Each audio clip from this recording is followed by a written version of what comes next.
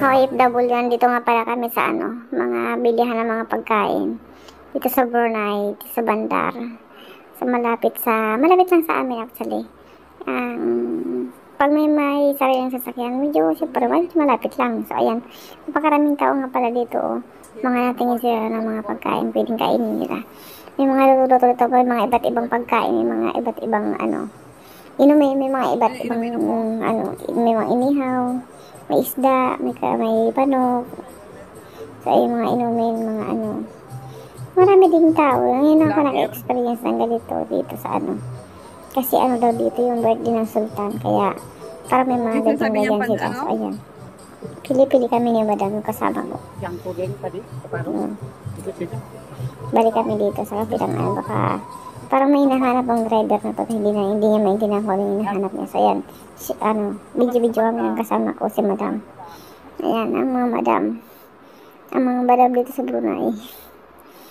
Ayan, siyempre magbibidyo-video, magdadaldal. Alam naman, lumabas kami dito sa labas, hindi kami magbibidyo. So ayan, ang inihaw. Natatakot man ko dyan sa inihaw niya yan. Sa inihaw ng barbecue. Ayan, lakad-lakad na naman, tingin-tingin na naman, hanap-hanap na naman. Siyempre, si madam magbibidyo. So ayan, maraming piling kainin dyan, pero maraming piling pagpili ang pagkain, mga inumin. So ayan, yung mga nagtitinda, para lang kami nasa Thailand, di ba? Iba-ibang pagkain, iba-ibang So ayan, meron ditong manok na may mga pansit, parang pansit bato pa nga yan eh. Parang natatakam ako dun sa pansit na yun. Pero di ako bumili. Siyempre, walang pera si madam. Yun, sa isang madam, titingin-tingin siya. Pero hindi naman siya bibili. Hawakan lang niya. Gusto lang niya maka-experience na hawakan yung barbecue. So ayan, binitawan niya na. Di ba? Video-video lang. Ganyan lang ang buhay. Enjoy mo kahit sa maliit na bagay. Pwede ka mag-enjoy, pwede ka huwag natin kaisipin masyado mga ka-OFW ang natin, ang pagod dito sa ibang bansa. Ganyan talaga. Kaya naglilibang-libang kami. Ayan, si madam.